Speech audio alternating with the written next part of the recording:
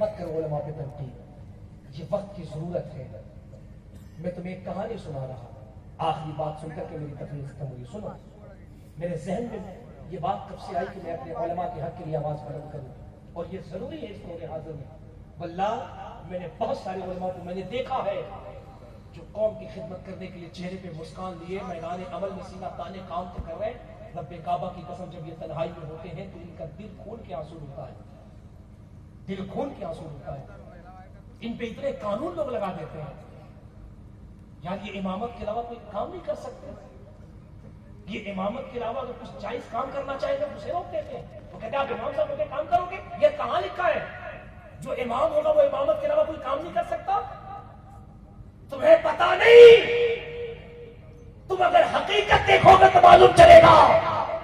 آج بھی جو بڑے بڑے انگریز ہیں، یہود و نصارہ ہیں، وہ کہتے ہیں جب ہمارا امام سر پہ عمامہ سجا کر، آنکھ میں سرما لگا کر، جب جسم پہ اچھے لباس پہن کر کے، اور جب قوم کے لیڈر کی طرح گلیوں میں چلتا ہے، تو آج بھی ایک کافر دیکھ کر کہتے ہیں ان علماء کے انداز کو، یار جب اس قوم کا امام اتنا شان اور خوبصورت والا ہے تو اس کا نبی کتنا خوبصورت اور شان والا ہو۔ آج بھی یہ کہتے ہیں۔ میں تمہیں کہانی بتا رہا ہوں، اور اگر تمہارے پاس دل ہوگا تو تم اس بات کو ضرور سمجھو گے۔ لاک ڈاؤن کے بعد میں یو پی کے بلرام پور کے علاقے میں ایک جلسے میں گیا تھا۔ ہو سکتا ہے کہ آپ کے اس علاقے میں بھی یو پی کے گونڈا بہرائچ بلرام پور کے لوگ کچھ رہتے ہیں۔ بلرام پور کے علاقے میں جلسے میں گیا تھا، میں نے ایک رپورٹ پڑھا تھا، آپ سب نے بھی شاید اخباروں میں پڑھا ہوگا کہ ایک امام نے گلے میں پھانسی لگا دی۔ پڑھا ہوگا آپ لوگوں نے؟ لاک ڈاؤن میں اس نے گلے میں پھانسی لگا دی، وہ شہید ہو گئے۔ اب اس میں کچھ لوگوں نے کمنٹ کیا، لکھا کہ ان کو پھانسی نہیں لگانا چاہیے، تو انہوں نے بہت بے صبری سے کام لی وغیرہ وغیرہ۔ میں ان سے کہتا ہوں، وہ تاثرات دینے والوں، کبھی پلٹ کر کے اس حقیقت پہ بھی غور کیا کہ ایک عالم دین نے، ایک پڑھے لکھے انسان نے ایسا فیصلہ کیوں کیا؟ کہانی سناؤں تمہیں اس قوم کی، سناؤں تمہیں کہانی؟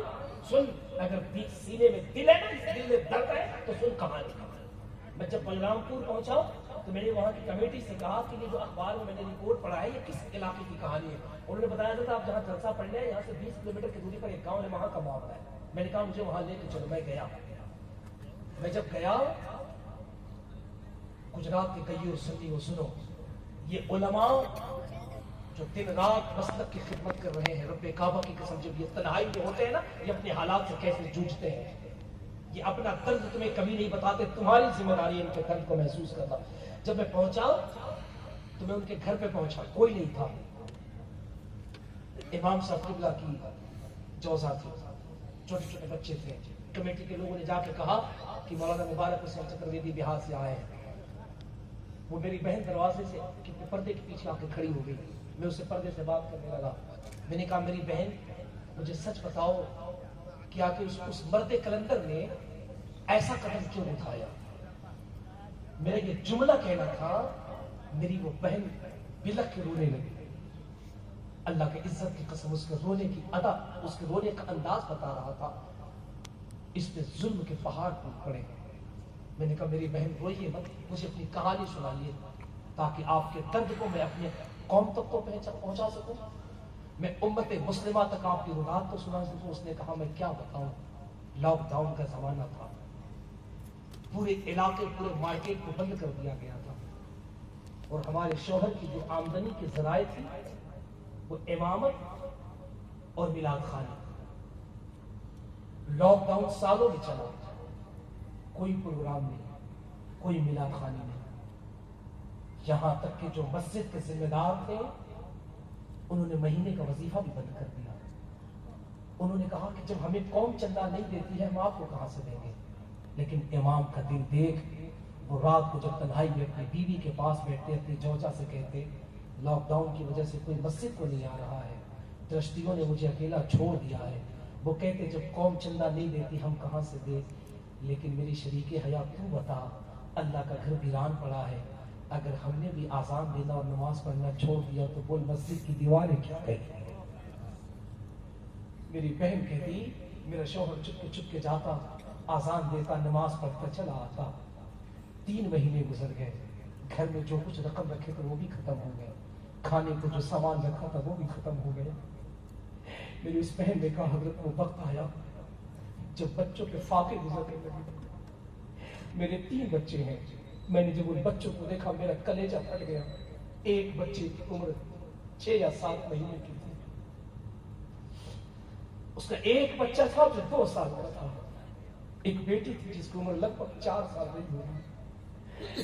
میری وہ بہن کہتی حضرت جب گھر میں سب کچھ ختم ہو گیا امام صاحب نے جا کر کے مسجد کے ذمہ داروں سے کہا تم مجھے وظیفہ نہیں دیتے کوئی بات نہیں, اتنا اناج تو دے دو کہ میرے گھر میں 2 وقت کی روٹی تو بن جائے. کیسے وہ ظالم لوگ تھے. انہوں نے کہا کہ لاک ڈاؤن میں تو میرے خود کے لالے پڑے ہوئے, ہم خود پریشان ہیں, ہم آپ کو کہاں سے دے سکتے ہیں. اللہ اکبر کبیرہ.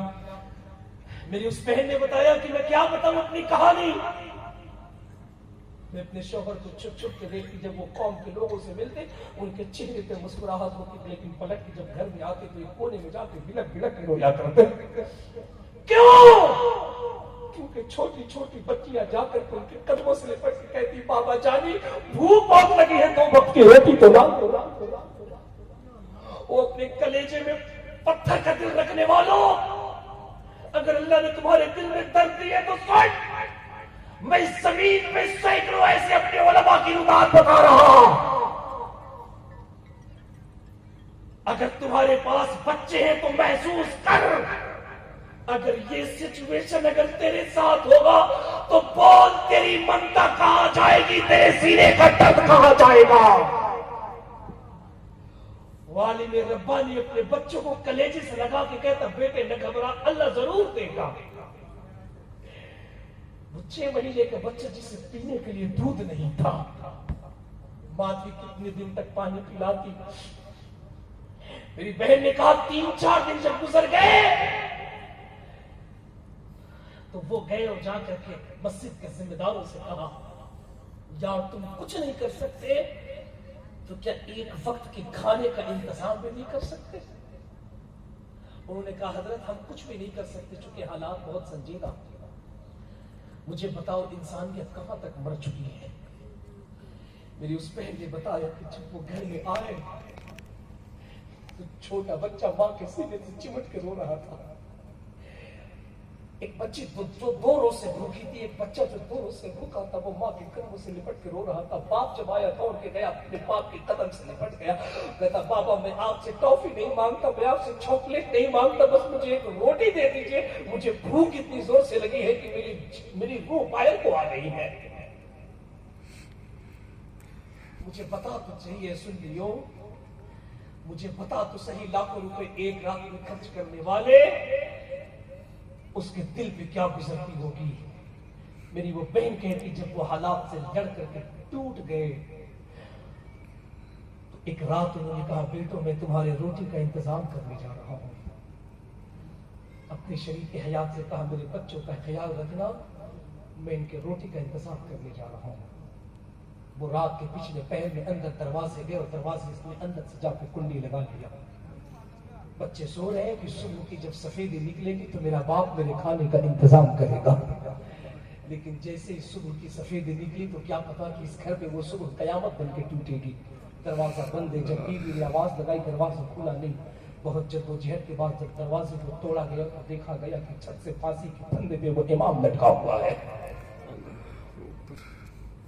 میں نے جب یہ رودات سنی, اللہ کی عزت کی قسم, میں نے عہد کیا میں ہندوستان کا پہلا مولوی ہوں گا جو اپنے قوم کو خواب غفلت سے جگا کر کے کہوں گا ضرورت نہیں کہ تمہارے درمیان جب 50,000 اور 1,00,000 کا مہنگا شاعر اور خطیب آئے تبھی تمہارا جلسہ ہوگا. بلاؤ, لیکن کبیر علماء کو بھی بلا کر کے کہا کرو کہ تم منبر شریف پہ کھڑے ہو کر کے مستق اعلیٰ حضرت کی عظمت بیان کرو. یہ لفافہ لو, تمہیں امامت کے علاوہ ہم دے رہے ہیں, اس سے اپنے بچوں کی کفالت کرو تاکہ تمہارا بچہ کبھی مایوس نہ ہو, وہ اور بچوں سے کہہ سکے یار ہم عالم کے بچے ہیں, ہمارے باپ کی پڑھائی کی برکتیں یہ ہے کہ ہم یہاں بھی عزت کی زندگی گزاریں گے, مرنے کے بعد قبر میں بھی عزت کی زندگی گزاریں گے. یہ پیغام اپنے دل پہ لے کر کے جاؤ. وقت ہے بیدار ہو جاؤ، ورنہ میں آخری جملہ کہہ کر کے جا رہا ہوں اور بہت تیزی سے علماء ہمارے درمیان سے رخصت ہو رہے ہیں۔ ہاں اگر تم نے اپنا رویہ نہیں بدلا وہ دن دور نہیں جب مسجدیں تو بہت خوبصورت ہوں گے لیکن اس مسئلے پہ پڑھا لکھا امام نہیں ہوگا۔ یہ تلخ حقیقت میں تمہیں بتا رہا ہوں، مسجدیں تو چمکیں گی، تم محراب لگا دو گے ٹائلز ماربل کے، قابل امام نہیں ہوگا۔ اور جب قابل امام نہیں ہوگا، جب جاہل لوگوں کو لاؤ گے نا تو پھر قوم کا بیڑا غرق ہو جائے گا۔ اور جب قابل امام رکھو گے تو پھر اس کی عزت کا خیال رکھو، اس کے مرتبے کا خیال رکھو، اس کی ہر ضرورت کا خیال رکھو۔ یہ آج کے جلسے کا پیغام تھا۔ ان مدارس دینیہ کا خیال رکھو، دل کھول کر کے ان کی خدمتیں کرو، چونکہ یہی وہ فیکٹری ہے جس کے اندر سے علماء اور حفاظ پیدا ہوتے ہیں۔ اللہ ان مقدس چہروں پر سلامت رکھے جن کے سر پہ حفظ قرآن کا تاج رکھا گیا ہے۔ یہ ہماری اور تمہاری مستقبل ہے، ان کا خیال رکھو، علماء کا خیال رکھو، مدارس دینیہ کی حفاظت کرو۔ رب کریم ہمیں آپ کو کہنے سے زیادہ عمل کی توفیق رفیق عطا فرمائے۔ استغفر اللہ ربی من کل ذنب واتوب الیہ۔ پورا مجمع جھوم کے کلمہ پڑھ لیجئے، لا الہ الا اللہ محمد رسول